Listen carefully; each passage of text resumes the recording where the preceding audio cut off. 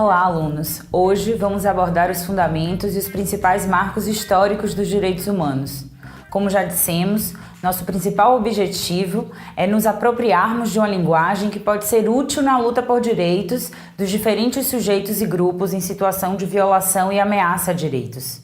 Útil num sentido pragmático de contribuir para a realização de ações eficientes para a efetivação dos direitos humanos.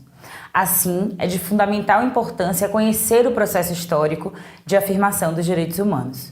Os direitos humanos são considerados o núcleo de proteção da dignidade humana e são produto de relações interculturais conflituosas, de dominação e resistência, que se expressam no campo social, político, econômico e jurídico ao longo da modernidade. Para compreender o período histórico moderno, destacamos os seguintes marcos. 1. A consolidação do modelo de organização política do Estado Nacional. 2. As relações coloniais estabelecidas pela Europa sobre as Américas, África e Ásia a partir do século XVI. 3. A predominância de uma cosmovisão individual liberal. E 4. O capitalismo como forma determinante das relações econômicas globalizadas.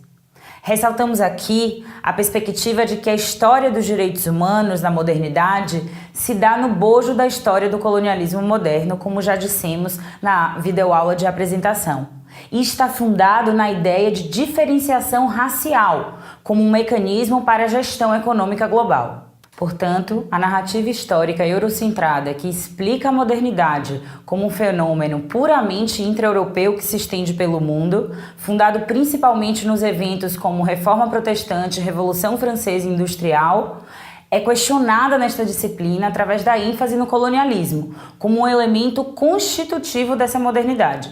Assim, para a compreensão histórica dos direitos humanos, partimos da perspectiva do pensamento pós-colonial, mais especificamente das teorias descoloniais, que recuperam o colonialismo como parte dessa modernidade.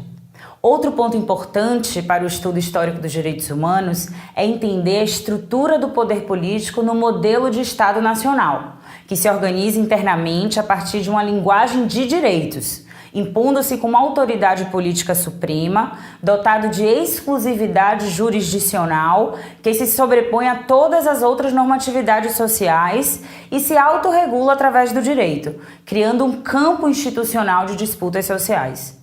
A partir da ficção contratualista, o Estado moderno funda-se como detentor do monopólio do uso legítimo da violência na sociedade moderna. Monopólio que é necessário ao exercício do poder estatal, que por sua vez deve encontrar limites nos direitos dos indivíduos.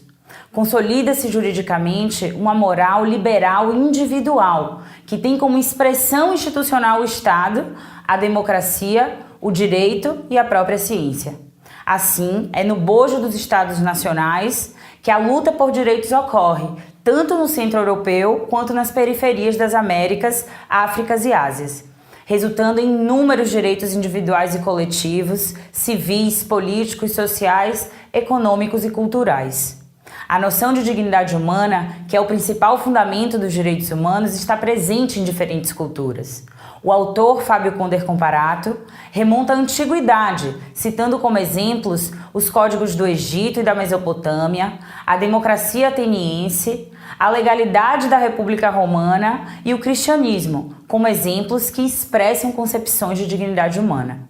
Mas é tão somente na modernidade que a noção de igualdade entre os seres humanos se torna central para a organização da vida social burguesa na Europa, cujo grupo estava em disputa pelo poder político com as estruturas estamentais de privilégios, principalmente com a nobreza e com o clero. Assim, principalmente nos séculos 17 e 18, uma série de revoluções da burguesia inglesa e francesa contra o exercício do poder monárquico absoluto, assim como o processo de independência das colônias britânicas na América do Norte, culminaram em documentos escritos, consistentes em declarações de direitos dos indivíduos, consolidando novas estruturas de poder do Estado Nacional soberano, que passa a ser regido pelo direito, através de suas respectivas constituições. A primeira Constituição moderna é a Constituição Americana de 1787, que reconhece juridicamente direitos individuais, implicando em limites ao exercício do poder pelo Estado. A Declaração Francesa dos Direitos do Homem e do Cidadão de 1789 é fruto da Assembleia Constituinte da França Revolucionária e expressa os valores de liberdade, igualdade e propriedade a partir de uma concepção individualista de sociedade. Busca garantir o acesso da classe burguesa ao poder político do Estado, que era uma condição necessária ao desenvolvimento de suas forças mercantilistas e capitalistas. Portanto, a democracia moderna nasce como uma fórmula política encontrada pela burguesia para extinguir os antigos privilégios das classes dominantes e tornar o governo, então, responsável perante os interesses dessa classe. As revoluções americana e francesa, apesar da narrativa universalista, não foram movimentos sociais populares, mas sim a defesa dos proprietários ricos contra um regime político de privilégios, o que implicou na permanência e aprofundamento das desigualdades sociais gestadas no modelo do Estado liberal e na ordem econômica internacional.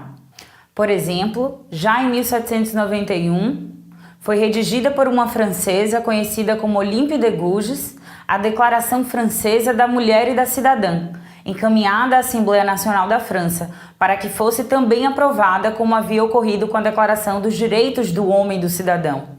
Mas essa declaração foi rejeitada e a sua autora guilhotinada, pois considerada contra o regime revolucionário de Robespierre.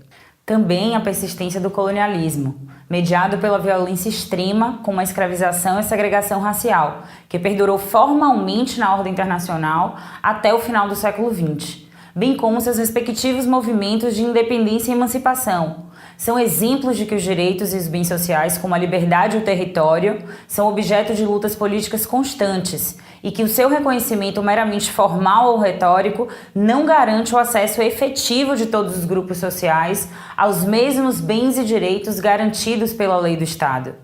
Após os marcos constitucionais dos Estados Unidos e da França no século XVIII, que consolidam as categorias da igualdade jurídica e da legalidade do Estado, o capitalismo entra numa fase industrial, concorrencial e com uma clara divisão internacional do trabalho, no qual as colônias produziam os bens primários e os países colonizadores estavam focados na industrialização. Diversos movimentos operários organizados lutaram em prol do reconhecimento de direitos dos trabalhadores, impondo certos limites ao poder do capital. Os direitos sociais são formalmente reconhecidos pelas constituições mexicanas de 1917 e alemã de 1919, a Constituição de Weimar, introduzindo a solidariedade como dever jurídico e ampliando o rol das condições mínimas necessárias a uma vida digna, bem como estabelecendo obrigações promocionais para o Estado. Os direitos sociais destacam a dimensão material e não meramente formal da igualdade. Após a ocorrência das duas guerras mundiais, no início do século XX, quando houve a radicalização do racismo expresso no Estado totalitário nazista, o processo histórico de afirmação dos direitos humanos contempla uma fase de internacionalização, com a criação de documentos e instituições internacionais de proteção dos seres humanos, principalmente a Organização das Nações Unidas, a ONU, que aprovou em 1948 a Declaração Universal dos Direitos Humanos e a Convenção Internacional sobre a Prevenção e Punição do Crime de Genocídio. A partir desta etapa de internacionalização, muitos tratados de direitos humanos foram produzidos no âmbito internacional da ONU e dos sistemas regionais de proteção dos direitos humanos, que foram sendo criados, como exemplo, o Sistema Interamericano de Direitos Humanos, influenciando na construção dos sistemas domésticos constitucionais dos países membros independentes e pós-coloniais. Podemos afirmar, então, que os direitos humanos têm um fundamento na consciência ética coletiva de que todos os seres humanos são dotados de dignidade e merecem respeito, por isso o direito de resistir a qualquer situação de opressão e violência está acima de qualquer poder político, jurídico ou econômico que regule a vida social.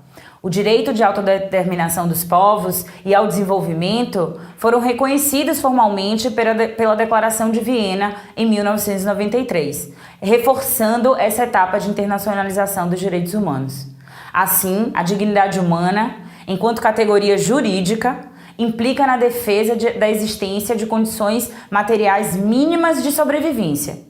E numa dimensão negativa, a dignidade humana consiste na proibição de impor tratamento ofensivo, degradante ou discriminatório, excludente ao ser humano, o que limita, por exemplo, o uso da violência legítima que constitui o poder soberano do Estado, bem como exige os meios necessários para sua proteção.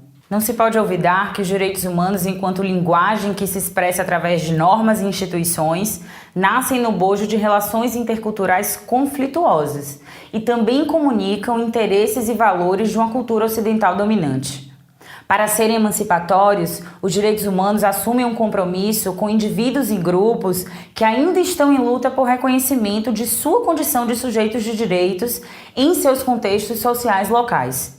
A partir da perspectiva dos sujeitos que estão subalternizados, os direitos humanos subvertem a teoria do direito moderno, pondo em causa o etnocentrismo das formas jurídicas dominantes, o formalismo da interpretação jurídica, o monismo estatal na produção do direito, tendo como função criar uma legalidade nova, capaz de abarcar múltiplas práticas e saberes na construção da vida em sociedade.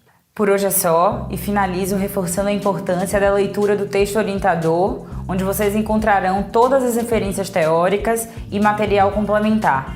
Até a próxima videoaula!